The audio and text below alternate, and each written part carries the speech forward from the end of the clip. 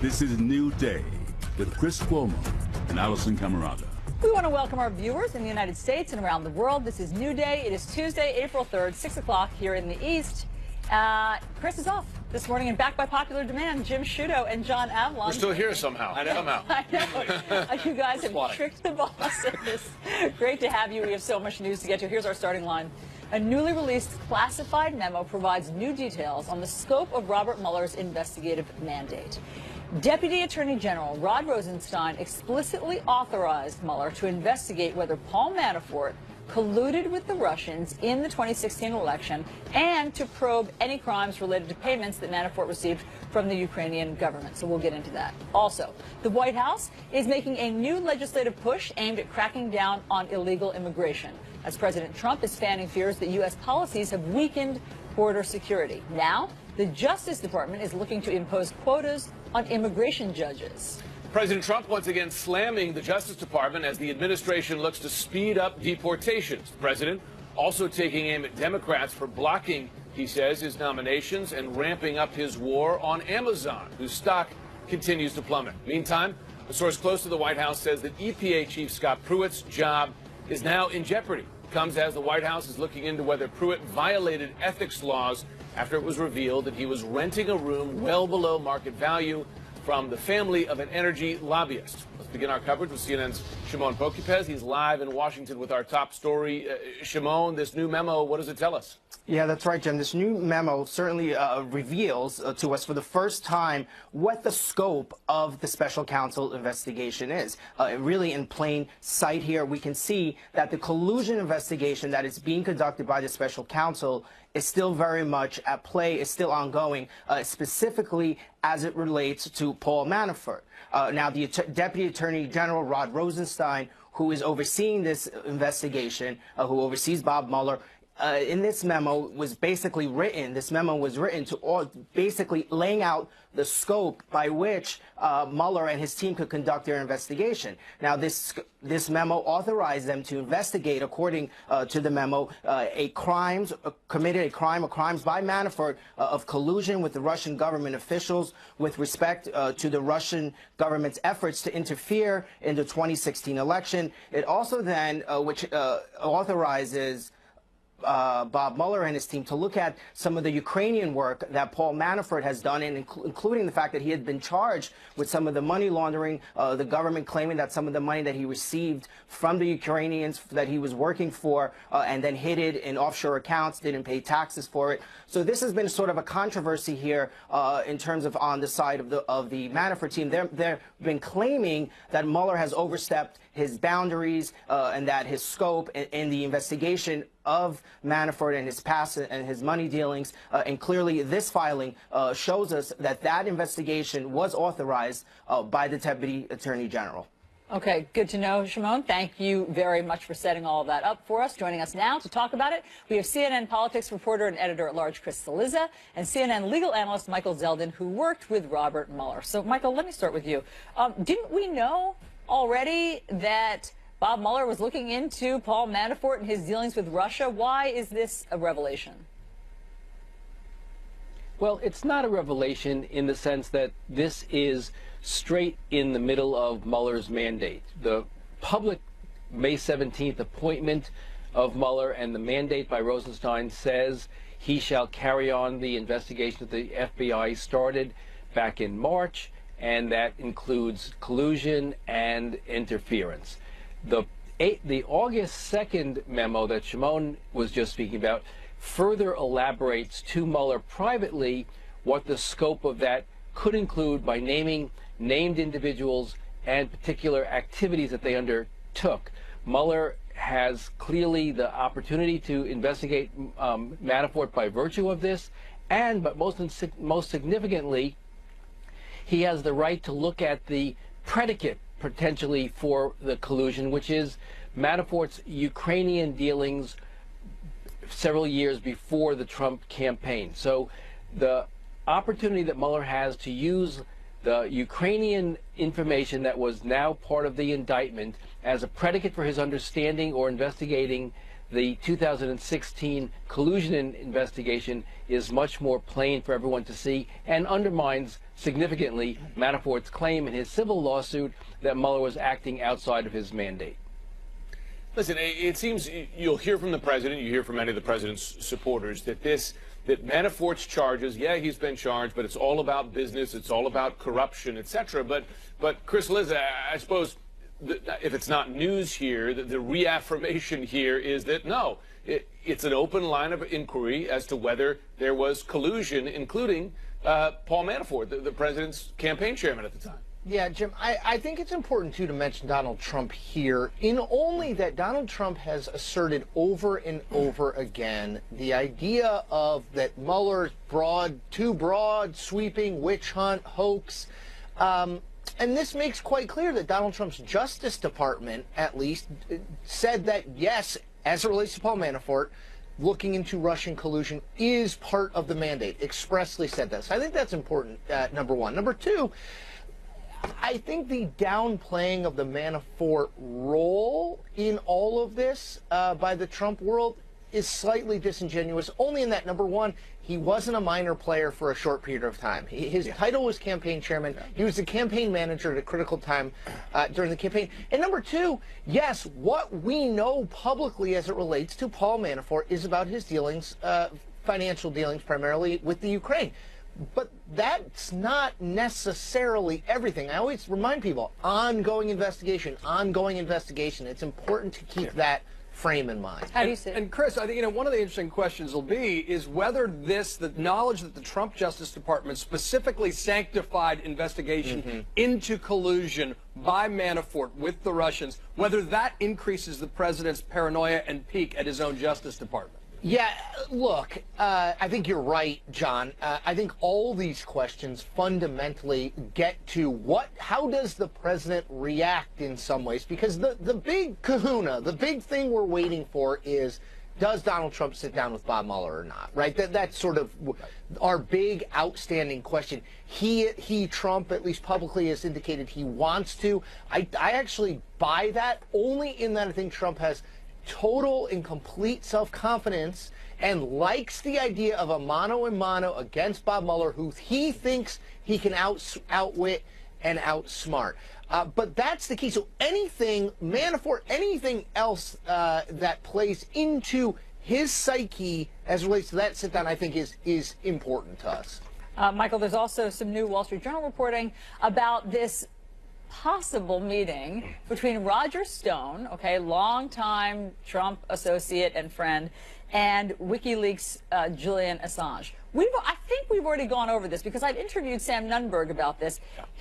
What Roger Stone says is he was joking with Sam Nunberg, his friend and sort of mentee, that he had dinner one night with Julian Assange. He says he was trying to get out of a dinner with Sam Nunberg.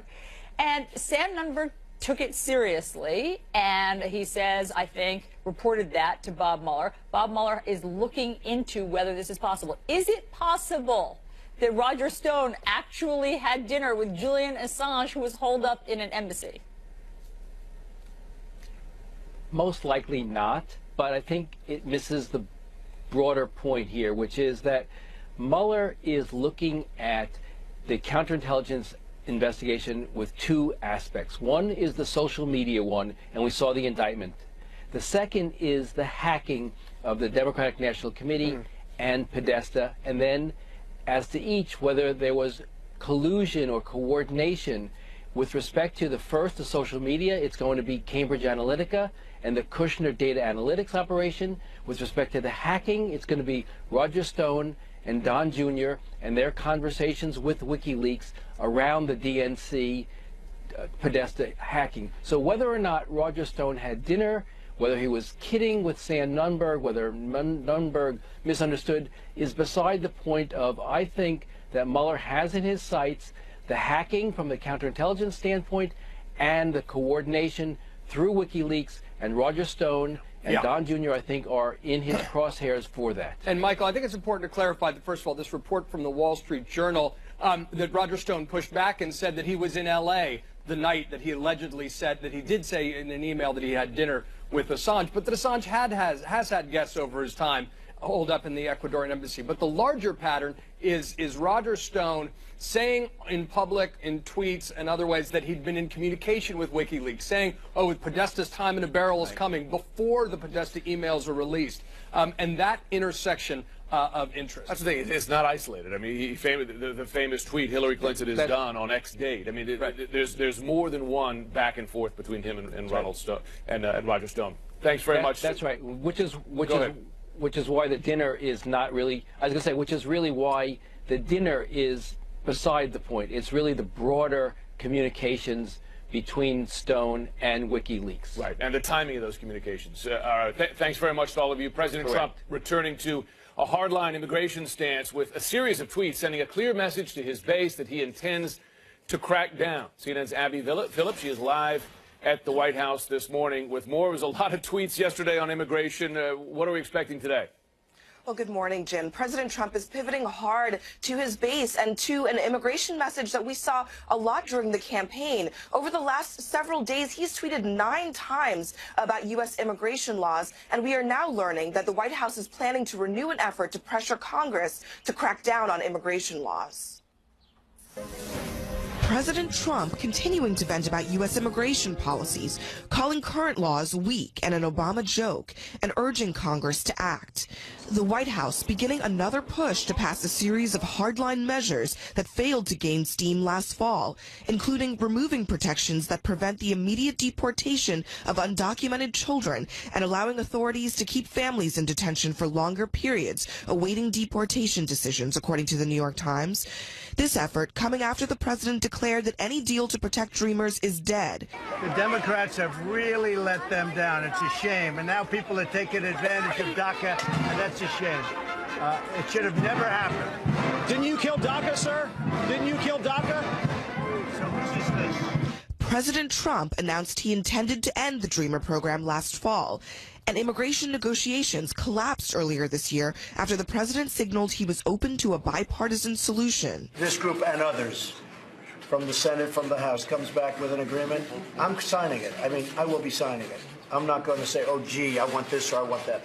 Democrats offered $25 billion for the president's border wall in exchange for citizenship for Dreamers. The White House was not satisfied, saying there were too few measures to curb immigration overall. Sources tell CNN that a number of the president's allies warned him this weekend that his base thinks he's softening on immigration. The president is also ramping up his attacks on Amazon, accusing the company of hurting the U.S. Postal Service and brick-and-mortar stores, arguments he made on the campaign trail. And believe me, if I become president, oh, do they have problems. The latest criticism causing Amazon stock to drop 5%. President Trump also renewing his rebuke on his own Justice Department, accusing the DOJ and the FBI of slow-walking documents requested by Congress for ongoing investigations, calling the institutions an embarrassment. This, as sources tell CNN that embattled EPA Chief Scott Pruitt's job may be in jeopardy. The president is reportedly angry with recent reports that Pruitt rented a room for well under market value from the family of an energy lobbyist. The New York Times reports that the EPA signed off on a proposal from a Canadian company linked to the lobbying firm last month, the same time Pruitt was renting the condo. The EPA and the firm deny that there is any connection. And a spokeswoman for the EPA says that Pruitt is focused on advancing President Trump's agenda amid all of this controversy. We will have an opportunity to question President Trump today. He hosts the leaders of the Baltic states for a press conference this afternoon. Allison. Okay, Abby, thank you very much. So what has changed about President Trump's new immigration push and why? We discuss that next.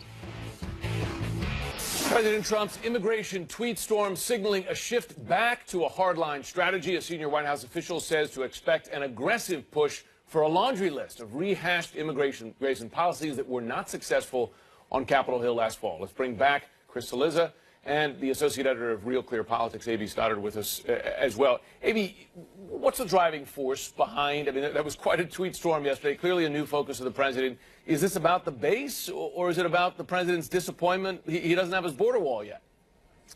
Well, it's both, Jim. I mean, he's very upset by the reaction that he sees in conservative media and from his base to signing that spending bill a couple weeks ago, the omnibus, and he's also upset that it didn't include wall funding. And well, what he can really say is new wall funding, because there's 1.6 billion, but it's sort of for some fixes and existing fencing and stuff, and it's not really what he wants to deliver on in terms of his campaign promise. And so he's very frustrated that he's taking this heat, and he actually did make a push for a DACA deal in the closing days, very last minute, very disorganized, and it was rebuffed by congressional Republicans. And then you did see sort of this blip where the White House said, oh, no, he's not for a DACA deal, one for one, protection for dreamers in exchange for wall funding. But he's still fuming that he doesn't have one on the table.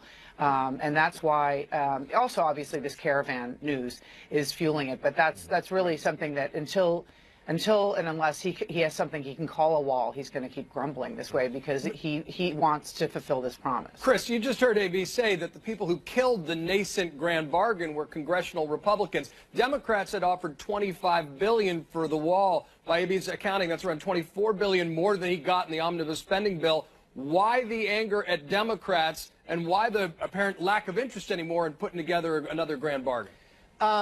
Because I think he realizes, number one, it is very unlikely to happen on the terms he wants, John. And number two, because I think, AB touched on it, never underestimate his sensitivity to how he is covered, particularly by the conservative media. He's been bashed by people like Ann Coulter, people who have long been Laura Ingraham, people who have long been his supporters. Believe you can't not do this. You must build the wall. It was the central premise of your campaign. Politicians are reactive, many of them by nature, he more so than most. I think what you're seeing is simply a reaction to that and an understanding that the election is coming.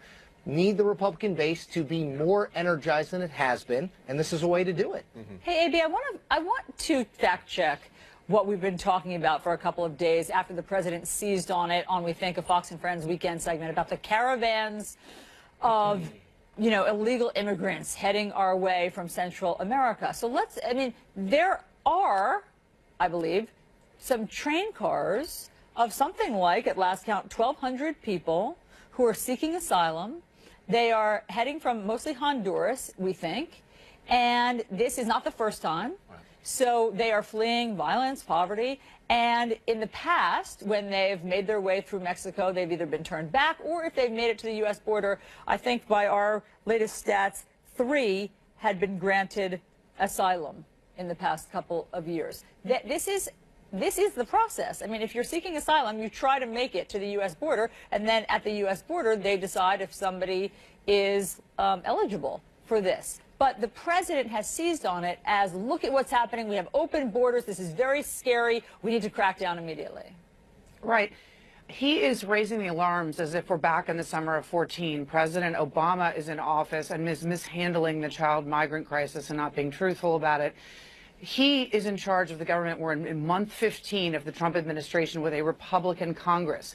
If they want to change the criteria for asylum, it is on them. This is not DACA. This is not deferred action for childhood arrivals. And what the president is doing in his tweets and all his ranting with reporters is conflating these two things, saying, oh, see, we can't have DACA, and the Democrats killed it because then all these people are going to flow into the borders. DACA, you had to turn 16 and be here by 2007.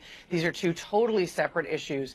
But again, this is his administration, and he's accountable for what happens at the borders. If he wants to change those laws, it has nothing to do with being a dreamer. Yeah, I think that's an important reality check, because the president has been hitting this note that people are coming to take advantage of DACA.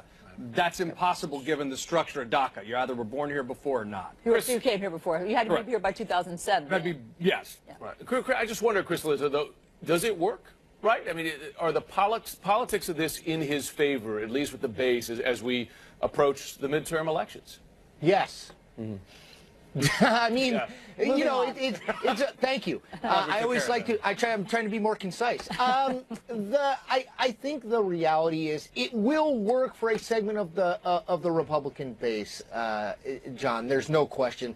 This is the issue. If you remember back, this is the issue that animated, sort of brought Donald Trump from, that's kind of a punchline, to, wait a minute, this guy is serious in a Republican primary. He channeled that frustration, that anger, that anxiety about this idea that people are coming to this country and they're going to make it something different than it is. That's what he's up to here again.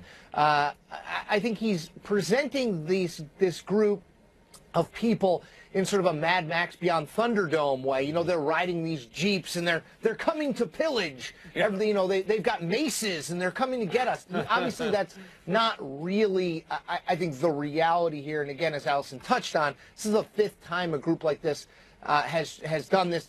It's not been this sort of broad asylum granted in the past. It's unlikely to be so again. But that mental image works. The barbarian for the horde Republic. image. Yeah. Yes, I appreciate the mace image reference works. early in the morning. I think I do what I very can. vivid. I was trying to swing a mace, I but saw the that. screen isn't big enough. We can provide one for the. Just so you know, I've not actually swung a mace, which I'm sure will surprise everyone. Oh, yes. I'm not sure I buy that. Vaguely disappointed. Your persona is different. But back to policy, AB. Is this connected to what the president and the administration is now saying about immigration judges and wanting quotas and wanting them to speed everything up? Is it connected? They think that's the solution to preventing greater flows across the border. He talks about catch and release all the time, that if you come here, it's an incentive to come here because while you wait a long time in the calendar before your hearing date, you're allowed to be here, and that will be a magnet for more people to come here. And so he's trying to tighten the process of how long it takes you to have your hearing, which is perfectly fine. Addressing the backlog on timing is one thing, but to give quotas to judges to try to determine the outcome of the rulings is a separate issue entirely, and it doesn't sound like it's lawful. I don't think that's going to work, but certainly if they can take more cases per day, maybe that can speed things up. Thank you. Thank you, guys. And now this is really my favorite story of the day. I might have been up a little late last night watching this. A Nova Nation celebration. Villanova winning their 2nd national championship in 3 years. Details in the Bleacher Report next. It's going to be fun.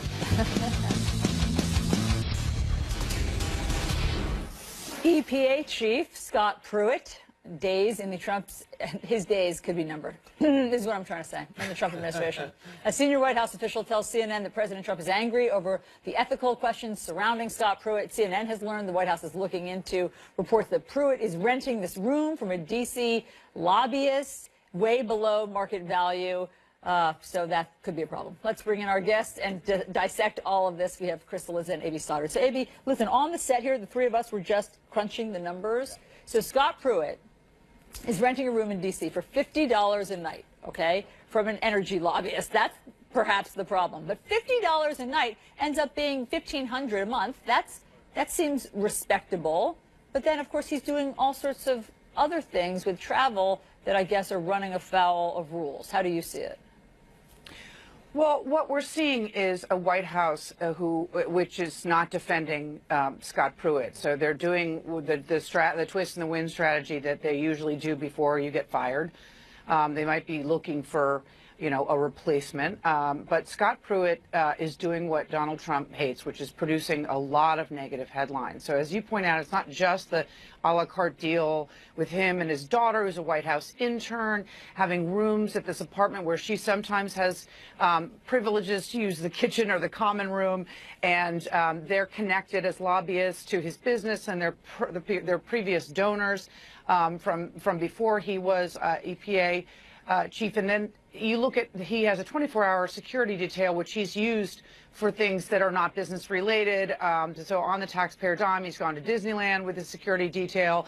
He has been looking into the use of a private jet after he got busted with his first-class travel. He had to go back to coach, but he had said he had used first-class travel because he was in danger from people voters who were on airplanes with him who were mad at him. So it's just too much for the White House to bear. It's everything that Donald Trump can't stand is a torrent of headlines. like so, this. Chris, it's something of a come down for Scott Pruitt because, I mean, there was talk until a few weeks ago of him being a possible replacement for Jeff Sessions, an attorney general. He certainly accomplished a lot of the president's agenda at the EPA, which is basically dismantling EPA regulations. Quite a turnaround for him. Yeah, I mean, I think some of that, Jim, was talk created by Scott Pruitt about Scott Pruitt being the next attorney general. Does that happen in Washington? I don't know that happened in Washington. But that doesn't mean it couldn't come true. I think I'll add to AB's point that I think two things Donald Trump doesn't like. Number one, well, actually four. Numbers 1, 2, and 3, bad headlines that he doesn't create. Number 4, what he views to be as overweening ambition. People who aren't not taking care of their business in one place and already trying to move on. I don't see, I'm with Chris Christie. I don't know how Scott Pruitt survives this because, again, it's not one bad headline. AB just ripped through about 6 bad headlines. You know, I think what you're seeing here is probably finding someone to take Scott Pruitt's job. It seems to me more of an a when, not if, in terms of him going. John, speaking of headlines, the Washington Post calls Scott Pruitt a swamp monster today. Yeah, and usually you have to wear a costume to accomplish that thing. No, look, I mean, Chris's point is that the president's powers of projection are really profound, and when you generate negative headlines and you provide distractions, the old rules of politics apply. Politics is perception. None of these scandals are good perception for Pruitt or the administration, and so they deploy the let him dangle strategy.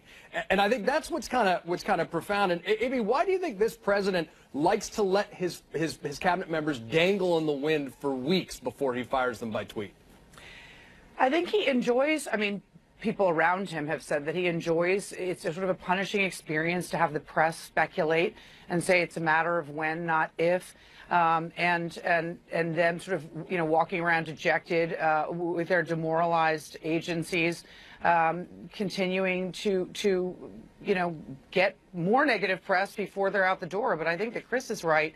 I mean, he's used this several times with Shulkin recently at the VA and other people, but I think that in this case, it probably is they don't really have a replacement yet. Often Trump comes up with a good friend or someone he's seen on television as a replacement, and we hear those names floated immediately. But in this case, I think they're obviously looking for someone, and it might take a while to fill the position. All right, AB, Chris, thank you very much. Now this, a congresswoman says she will not run for re-election after she mishandled a sexual harassment allegation against a former top aide. All of the details next. Group after critics raised concerns about the company's controversial new promos. The president tweeting just minutes ago, the fake news networks, those that knowingly have a sick and biased agenda, are worried about the competition and quality of Sinclair broadcast. The fakers at CNN, NBC, ABC, and CBS have done so much dishonest reporting that they should only be allowed to get awards for fiction. Sinclair Senior Vice President of News Scott Livingston sent an internal memo blasting the negative coverage and defended the initiative as, quote, corporate news journalistic responsibility promotional campaign. That's a mouthful. I'm glad they're done with the doublespeak. CNN, that clears things up. CNN senior media correspondent, host of Reliable Sources, Brian Stelter, and CNN media analyst Bill Carter. We should mention that most of those Sinclair stations are CNN affiliates. So Brian, really, you know, sticking to their guns here, right? Sinclair saying, in fact, I noted another comment that they made to employees. They said, listen, if you have a problem with it, you're welcome to work somewhere else. Right, and that was the message also delivered in meetings inside newsrooms yesterday. But there is a lot of dissent, a lot of concern inside these local newsrooms about this initiative, and more broadly about Sinclair's promotion of conservative politics inside local newscasts. It's come to a head because of these promos, but I think it's worth recognizing as the president viciously attacks the media again today and promotes Sinclair and defends Sinclair. This story was not started by outsiders. It was started by insiders, by these local journalists who said, whoa, this is inappropriate. I've had enough. I have to speak out. That's in fact, one staffer has resigned. One station's refused to run it. Others are also speaking out on social media. This is about an internal revolt. I think it's also blowing up on them. I think Sinclair is calling attention to itself in a way that they probably didn't particularly want. And they're trying to make this deal. They want to expand. And now I think what they really are and their purpose is becoming much clearer, and I'm not sure that was really what they wanted. Except we'll see if there's any viewership erosion. I mean, people might like what they're putting out. You know, I think what Brian has touched on is actually the bigger part of the story, which is the people inside have noticed their story selections changing, the angles changing. They're becoming a conservative bent. What they said, what they forced the anchors to say was basically like, we will never give you biased reporting. I mean, actually, if you look at it word for word, there was nothing particularly offensive. No. It's that they all had to parrot it around the country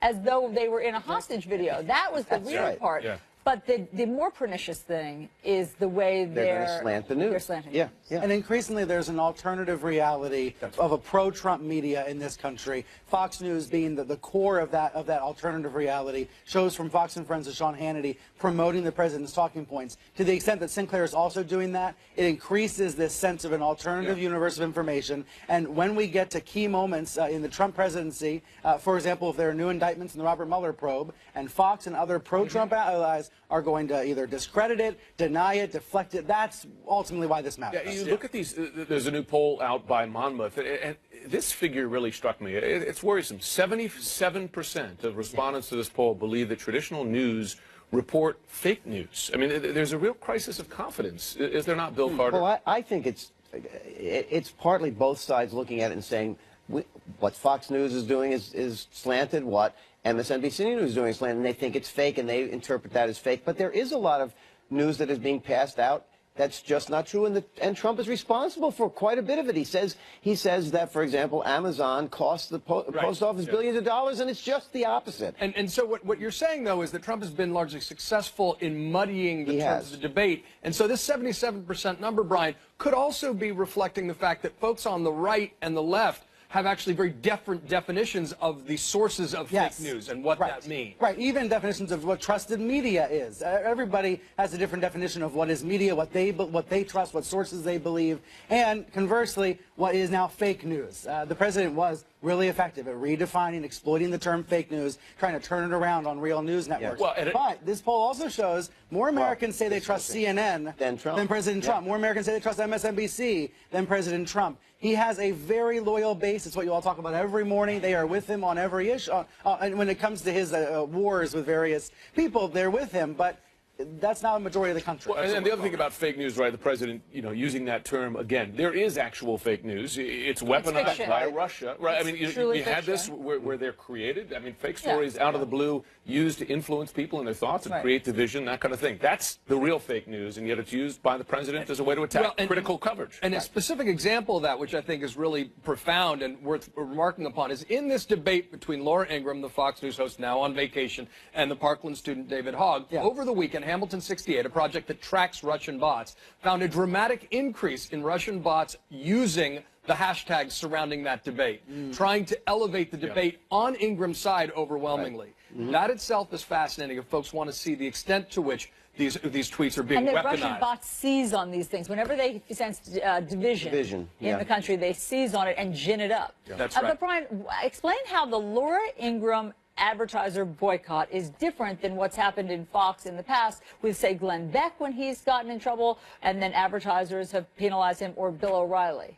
I think the one big difference is that Fox is very publicly defending Ingraham, coming out with a news statement yesterday on her first day on vacation saying, we're not going to be intimidated by these efforts to tear us down, to intimidate the network. Here's the statement here saying we're not going to be censored by agenda-driven intimidation efforts. Fox isn't talking about David Hogg. They're talking about a group called Media Matters, this anti-Fox liberal media monitoring group that Fox believes is provoking this ad boycott. It's very important that Fox do this because their audience does not want to see them giving in to this subject. So even though she may apologize, she's not going to go too far. Right, but why did they take this tack this time when they didn't with Glenn Beck and Bill O'Reilly? There was just a bigger groundswell against them? Well, with O'Reilly, it was obviously an entirely separate issue involved, and Glenn Beck had said something perhaps more outrageous, but in this case, I think they can't do it again. They're drawing a line. They're drawing a line. They can't just automatically say, oh, the advertisers don't like our people, we better back off. Agenda-driven intimidation efforts. Brian, Bill, thank you both very much. All right, and thanks to our international viewers. For you, CNN Talk is next. For our U.S. viewers, New Day continues right now. A new court filing outlining the scope of the special counsel's probe into the president's former campaign chair. I know what he's doing. I'm appropriately exercising my oversight and responsibilities. There has been no collusion between the Trump campaign and Russians. Believe me, if I become president, oh, do they have problems. President Trump renewing his attacks on Amazon, sending the company's stock downward. We are in Never Never Land right now with this president, not knowing from day to day just exactly what he's going to say. Scott Pruitt has made headlines that have been unflattering for the White House. He's in a place where he agrees with Trump and the conservatives' policy view. This president does not like this kind of waste. Pruitt is definitely on the list. This is New Day with Chris Cuomo and Allison Camerata. Good morning, everyone. Welcome to your new day. Chris is off. Jim Sciutto and John Avlon join me. Great to have both of you here. We have a lot of news this morning. A newly declassified memo has been released, and it provides new details on the scope of Robert Mueller's investigative mandate. Deputy Attorney General Rod Rosenstein explicitly authorized Mueller to investigate whether Paul Manafort colluded with the Russians in the 2016 election and to probe any crimes related to payments that Manafort received from the Ukrainian government. Meanwhile, President Trump's focus continues to be on curtailing illegal immigration. The president tweeting once again about caravans, he says, of immigrants taking advantage of what he calls our nation's weak border laws. It comes as the White House is making a new legislative push aimed at strengthening border security. Let's begin our coverage this morning with CNN's Shimon Prokupecz. He is live in Washington with our top story, the Mueller investigation. A lot of folks have been predicting its end, but he's still working at it. Yeah, and there's certainly this memo, which was just filed in court, which lays out the scope of the special counsel investigation, shows that it's not coming to an end anytime soon. Now, the memo was written as authorization, which was given by the Deputy Attorney General, Rod Rosenstein, who was overseeing the Russia probe, and as we know, at times has been himself criticized by the president. This memo, it was written in August, 3 months after Bob Mueller was appointed to run the investigation. And in a significant move, the special counsel made parts of this memo public, and here is some of what it reveals. Certainly some of the allegations that Mueller is investigating against Manafort, and one of those is allegations that he committed a crime or crimes by colluding with the Russians. And then the second one is that it also says that Mueller is authorized to investigate Manafort for money he received while working for the pro-Russian head of the Ukrainian government. And as we know, Manafort has been charged with some of that money laundering that he made from that work. His attorneys have been arguing that Mueller overstepped his jurisdiction by bringing those charges because essentially it has nothing to do with the Russia investigation. Now, this 3-page memo is also notable for what we don't see, and that is parts of it, actually most of it, is blacked out, and it appears to indicate other allegations and people that the Mueller team is investigating. The memo's existence has been classified up until now, and it was released as part of Mueller's response to Manafort's motion to dismiss one of the indictments against him. And guys, certainly this memo shows that any notion that the collusion investigation is over and that Manafort isn't potentially facing Russia-related charges, Allison, is clearly not true.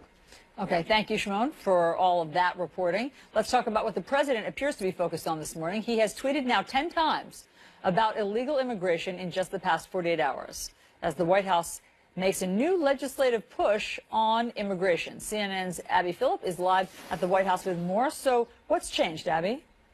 Well, good morning, Allison. President Trump is clearly pivoting hard to his base with these tweets implying a new hardline immigration stance. He tweeted just this morning more about this issue of a caravan supposedly coming up from Central America into the United States. He said, the big caravan of people from Honduras now coming across Mexico and headed to our weak laws border has better be stopped before it gets here. Cash cow NAFTA is in play, as is foreign aid to Honduras and the countries that allow this to happen. Congress must act now. So the president there threatening foreign aid to Mexico and Honduras, also threatening NAFTA, just at the same time that the White House is planning a new push to encourage Congress to pass new hardline immigration laws.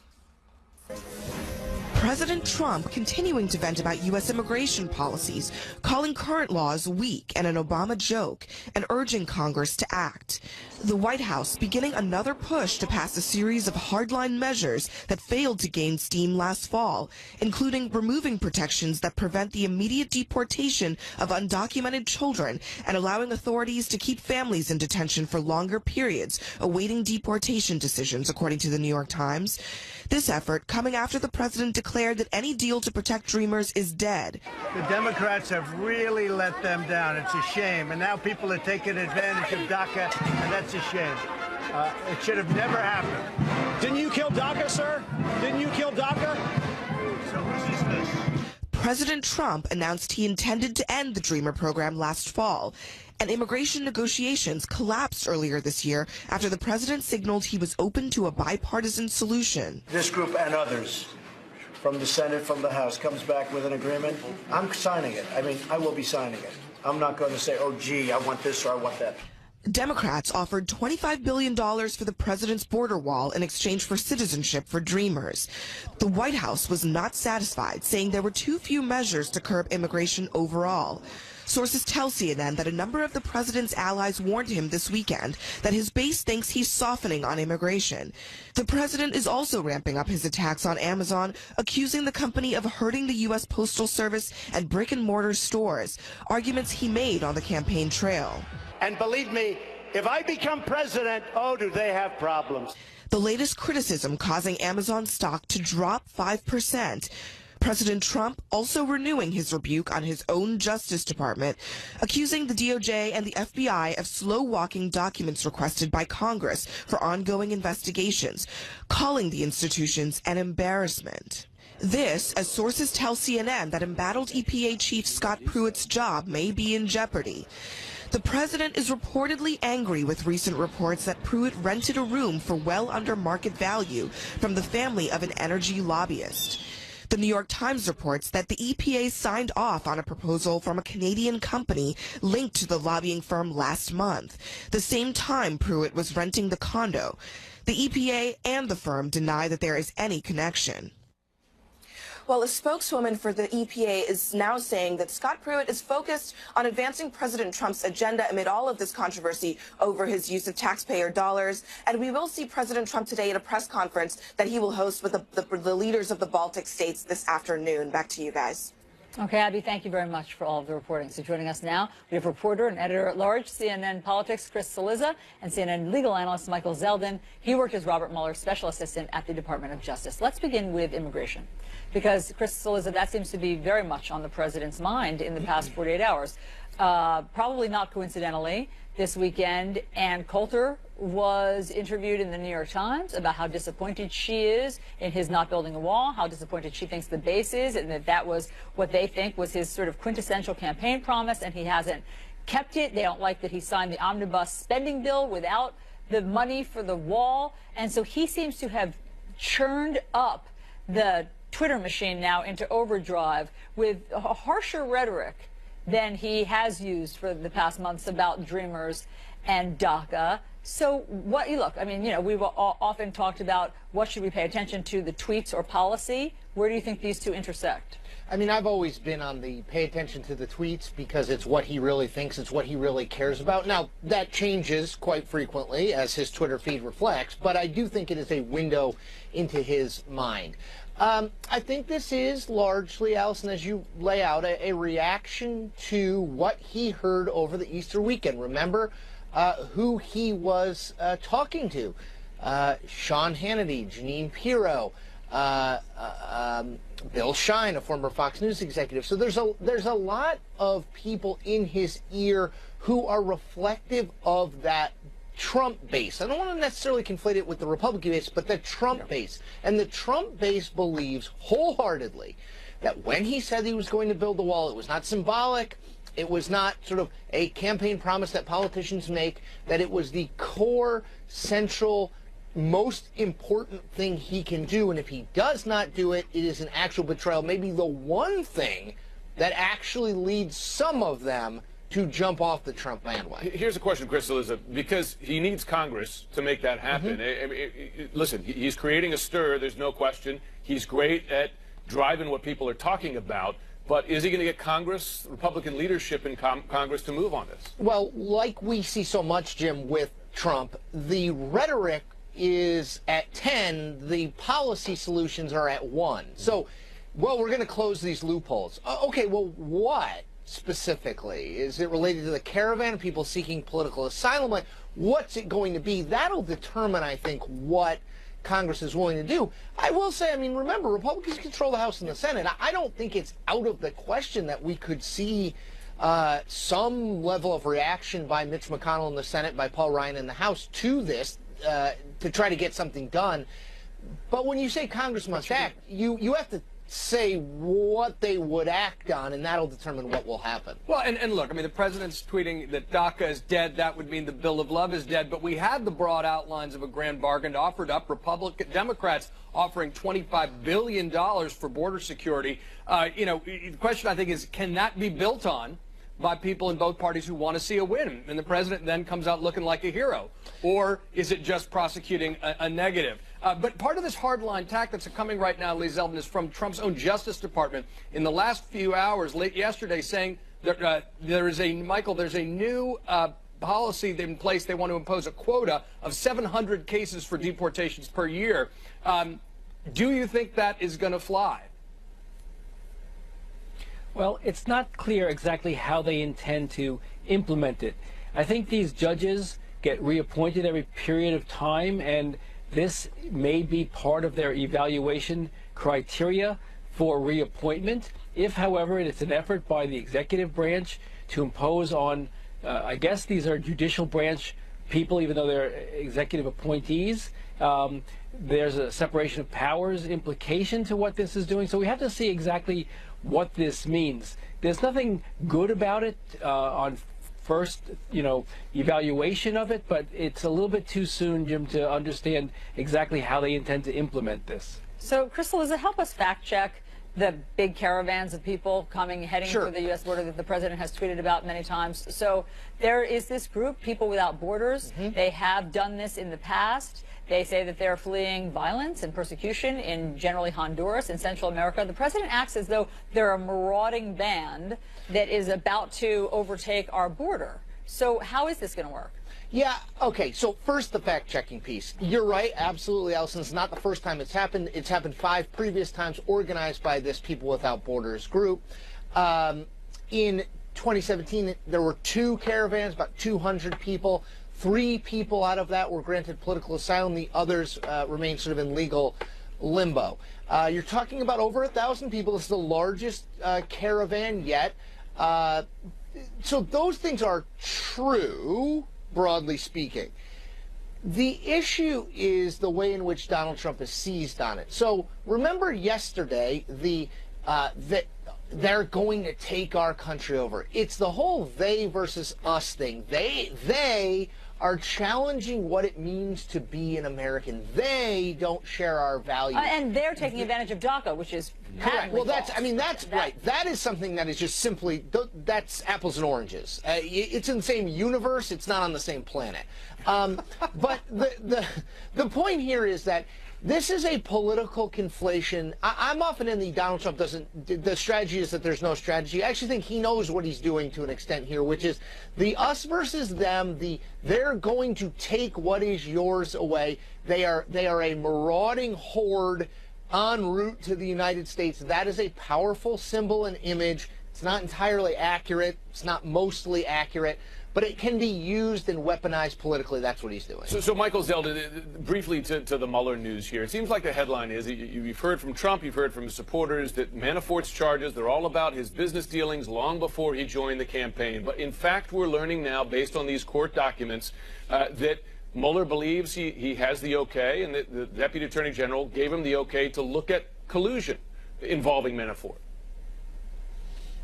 Exactly right. What we learned in the new filing, the August 2nd filing, is that Rosenstein elaborated to Mueller upon his mandate, and that mandate, as it relates to Manafort, includes 2 things. One is allegations with respect to collusion, and second, with respect to financial dealings with Ukraine, perhaps independent of the collusion or perhaps as a predicate to understand how a collusive relationship may have been formed. So both of those things are very significant in terms of our understanding what Bob Mueller is looking at, which is collusion and financial crimes. Because why the financial crimes is important, because if it relates to Manafort that way, it may also portend how Mueller is looking at it in relationship to the president. So this is a significant day in terms of the revelation of what Mueller's thought process is and what his mandate is as elaborated upon by Rosenstein. There you go. That is great context for all of us to have. Michael Zeldin, thank you. Chris Cillizza, thank you very much. Okay, the White House sending mixed messages on Syria.